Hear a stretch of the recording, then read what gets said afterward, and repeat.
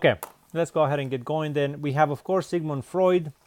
Um, it was Sigmund Freud in a short little writing. I mean, I wish I had all the books and sources that I ordinarily pray for me as I plan to enhance my classes for the future. Sigmund Freud wrote a tiny little I think it's about 2 pages long, but he speaks about the three um, the three revolutions that took place over the last 300 years or so, 500. And he says there are three ways in which the human person has been dislocated from the center of the world, and now we have been humbled to the point where we are today under naturalism. He says the first one took place under Galileo. Galileo showed us that the human beings are not at the center of the universe, that this is a heliocentric universe, not a geocentric universe, and we found ourselves now kind of destitute of this idea of spiritual centrality and importance. Now we find ourselves almost homeless in the universe. So that was one blow against our self-conceived importance. So notice these are naturalists explaining how things unfolded. Then you have Charles Darwin, which shows you don't have a special place in nature either. You are the product of time plus chance. You have random mutations over time, which led to natural selection, which ultimately led to the evolution of human beings. But you are not a creator. You're not creating the image of God. You're simply the unfolding of an evolutionary process. So there you have your second. Cosmically, you don't have a special place. In nature, you don't have a special place. And then Sigmund Freud comes into the scene, and then he himself throws the third blow against the human person and the importance of it by trying to explain rationality and consciousness in light of the unconscious. And so what Sigmund Freud is going to come up, of course, is going to divide the human person into three. One is called the ego, the superego, and the id. Now the id, if you do some reading on it, the id is the totally base, animalistic, lustful, sinful aspect of our nature. It's the things that you will not dare share with your most intimate person. It is the stuff that crosses your mind and you just cringe about it. You ask forgiveness for it. It could be sexually, it could be in many senses that it's that animalistic desire of just want to act erotically without much reflection, without much care for others. So that is the id. And then you have the superego, which is the idealized person and human being that nobody has lived up to in a secular sense. And it provides to you the morals and the ideals of what you should be like. And that is unattainable, and so we're constantly left frustrated. And so between the superego and the id, there is what's called the ego, and that is your ordinary consciousness, your ordinary person. And you're constantly balancing between the two of them. And that's why society lives in a state of neurosis. We would like to do very wicked things, but then we are limited by the power that others can exert upon our lives. And so only those who kind of go with the it and lose their minds, they go out and play it out, and they become rapists and plunderers and drug dealers and whatever. But ordinarily, we live in this cultural psychosis. Religion is needed for the sake of restraining our weird tendencies in our mind. So there you have these three developments: Galileo, Darwin, Freud. And so at the end of Freud, then you end up with a view of the human person where we're all psychologically messed up. All you need to do to realize you're psychologically messed up is to have a psychoanalysis done of you or a psychological test, and you will be in some way or another come short in some aspect, either stress or compulsive disorders or whatever, ADD or ADHD or whatever. We are all screwed up in the head. Rationality is a very small portion of decision making. Most of it actually has to do with cultural biases and historical situativeness and inclinations, and so the human person has been completely eradicated. Then you have people like the sex planners, and that is Margaret Mead, Margaret Sanger, and Alfred Kinsey. I will speak briefly about Alfred Kinsey. About 7 years ago, I went to the Discovery Institute for it was about 10 days or so seminar taught by the prominent Dembski and a few others um, on on secularism. And when you had there was a very in-depth look into people like Alfred Kinsey. Here you have people that are going to try to glorify sex as the liberating force for humanity. Too long have we lived under the Puritan limitations that were set upon us by our forefathers in their Protestant values.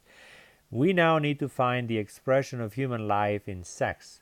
And the more you have it, in the many ways as possible, as early as possible. This is one of those embarrassing scientific developments where Alfred Kinsey developed quote unquote academic test.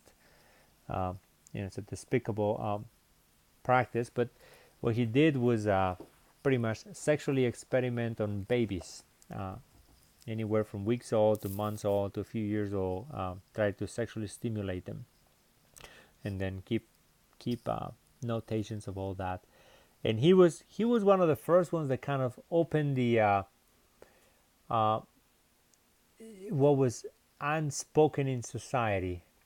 Before Kinsey, nobody would come and ask you about your sexual practices in the way in which he did. So what he did was, rather than go and ask the ordinary person, hey, have you ever had homosexual intercourse? Have you ever cheated on your wife? How many times? With how many women? Have you ever partaken in orgies? Most human beings, as a matter of talking to a stranger, primarily, is I don't know who you are. I'm not going to share with you what I have done. So what he did was actually to go into the bars and the cabarets and the night places and topless and bars and things like that. And then he developed a questionnaire and then became friends, got drinking with them and so on. And then he began to ask them those questions, and people began to disclose the things that they have done that ordinarily they would not disclose to others. But then he put that together, and then of course when the book comes, then the research shows things that ordinarily you don't see. The statistics that you begin to see: 30% have cheated on their wives, and 40% have had homosexual relations or homosexual attractions. And he came up with all these things that conventionally were just looked down upon in society. And so he was seen as a great pioneer of this sexual liberation movement. And that was just one attempt by naturalists and secularists to find meaning in the world and then try to find new ways of making sense of life and make it more appealing. So that is Alfred Kinsey, and I would encourage you to really do take a look, read, and see what our culture, the problems in our cultures that have led to the problems that we have today have been the cumulative effect of 200 years of dysfunctionality. So don't look at the problems that we have today as if somehow we're not there in the past, or as if they were not related to the past. Okay, so we'll do this. We can discuss that on a Zoom meeting. But then you have Margaret Sanger, of course.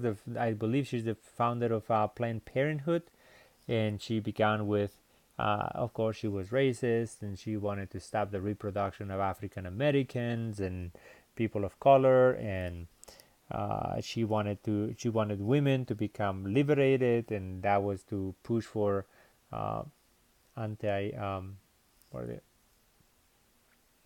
I forgot the proper name. Sorry. For condoms and other type of preservatives for you not to get pregnant, because she saw that as a source of much misery in human beings at the time. Women were kept ignorant and barefoot and pregnant all the time, and so she pushed for liberating. And you can see some of her sexual practices in her own life and what went on there. And then you have what's called the death peddlers. Something that was discussed by Francis Schaeffer and others is that when you open the door and devalue life, then what you have is things like euthanasia coming into play. It is Derek Humphrey, who is quite a character.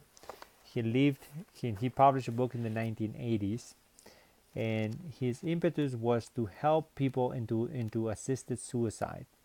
So he developed a book that people could find ways, and he did it. He helped several people without killing them, but helped them to carry out their own suicides. And so he wrote a manual on how to commit suicide, one of the best-selling books in that topic. And so, seeing that a painful life is not worth living, he believes that a pain-free death is a more meaningful death. That in there are some circumstances it is better to quit your life as if it belonged to you. And then you have Peter Singer. Now, Peter Singer, of all the ironies, Peter Singer is the head of the philosophy department at Princeton University. Of course, if the founders of Princeton would know who he is and what he advocates, I mean, right now they are, I'm sure, in great contrite and grieved over the fact that he is the head of that. Peter Singer engages in what's called speciesism. He charges us all with the charge that human life is no more valued than any other life. He's a utilitarian, which means the greater is good for the greatest number. And when you get into those analyses, then the question comes and says, how long does it take to save a baby? And Schaefer will describe that very vividly on the first 10 minutes of his video. It takes about $1 million to save a baby that was born prematurely. All the medical care, helicopters, all the things that have to go into flying that and preserving that life, and medications and the health complications afterwards. And he says, why in the world would we spend $1 million to bring a consuming being? Now, human beings consume enormous amount of food and garbage and waste. Why would we spend $1 million trying to save a baby rather than investing that into saving and to creating a habitat and reproducing 1,000 cows? If you put it side to side, which one creates greater benefit, cost-benefit analysis, it is the cow that will, 1,000 cows that will provide far more than one baby would. And then he says the only reason why we do not live that way and we do not do this action is because we somehow are racist towards animals, and that's called speciesism. We believe that our species is better than their species, and we make a distinction, but in his eyes that distinction is not justified. Upon what basis can you say that one animal is more valuable than another? And so he is constantly advocating things that seems a bit outrageous, and he provides all sorts of examples of expenses and better things that we could do with our money. And he was criticized. This is when your philosophy is put into practice and you don't have the integrity to recognize it. His mother was very sick and ill, and he was willing to spend a fortune caring for her, which is, of course, in our conception, it is the right thing to do. But as a utilitarian, he should have simply say, why is my mother any different than any other animal out there, and why should I spend this many resources into her? Therefore, let her die if she is doomed to death. So I wanted to do that just to give you an overview of naturalism and the ways these ideas have permeated culture. Another aspect of this kind of narrative will be for me to go into nihilism and existentialism, and I will go ahead and describe that further in following videos that I'll do. So I will pause at this point. Just keep in mind that naturalism means that what's called material monism, all that exists is matter. There is no soul, no afterlife, there is no God, and all that we are left with is our own choices, which do not have transcendence. They do not, the consequence of our actions do not have an everlasting source, and therefore we're very limited in what we can do. And if you want to understand naturalism, truly understand it, read the book of Ecclesiastes. Solomon, in his wisdom, was so, that was the book that I completely connected with when I became a believer. It's meaningless, everything is meaningless under the sun. And that's the qualification. If all that we have is life under nature, and the sun is, all that there is no God beyond the sun, then everything, every human endeavor, every pleasure, every achievement, it is utterly meaningless. And let us eat and drink, for tomorrow we die. And it speaks in those kind of terms because he's describing a naturalistic perspective.